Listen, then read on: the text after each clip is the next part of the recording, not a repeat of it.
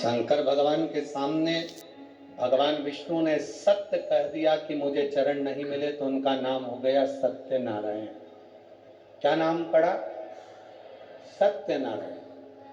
कोई आपसे पूछे सत्यनारायण भगवान की कथा कहाँ से निकली है, तो आप बता सकते हो स्कंद पुराण में से सत्यनारायण भगवान की कथा निकली है।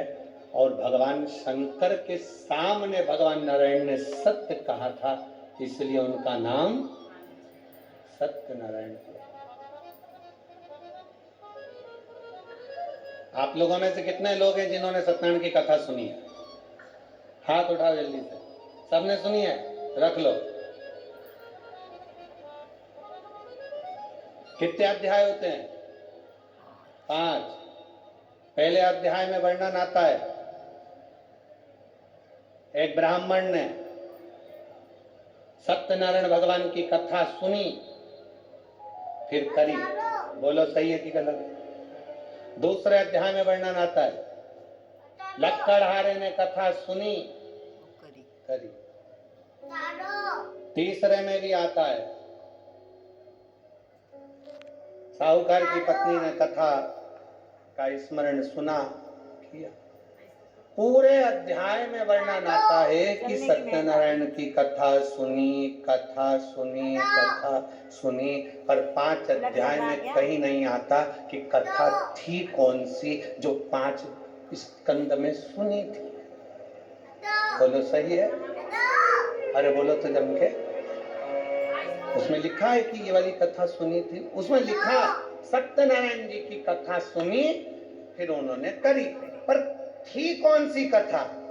तो ये कथा थी जो ब्रह्मा और भगवान विष्णु के सामने घर्षण कर कर शिवलिंग की उत्पत्ति हुई, और भगवान लक्ष्मी नारायण ने सामने खड़े होकर कह दिया, शिव के चरण नहीं मिले, सत्य बोल दिए, इसलिए सत्यनारायण कथा प्रकट।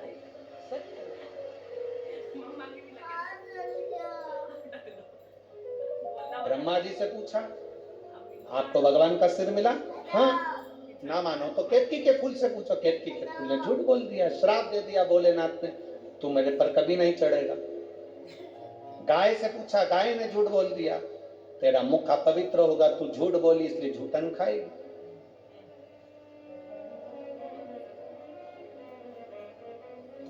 ब्रह्मा ने झूठ बोला तो उनका सिर कट गया, कर्मनाशा नदी प्रकट हो गई,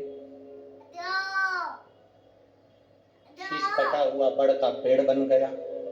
कौन बड़ के पेड़ की पूजन करे? क्योंकि ब्रह्मा ने झूठ बोला था।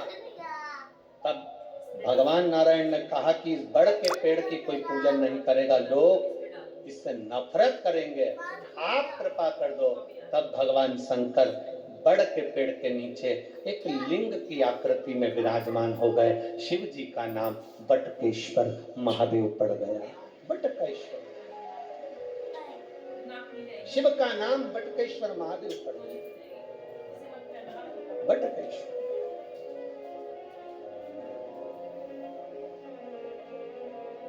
ब्रह्मा जी ने क्षमा याचना कर, क्षमा कर, तब सृष्टि के निर्माण की उड़ा।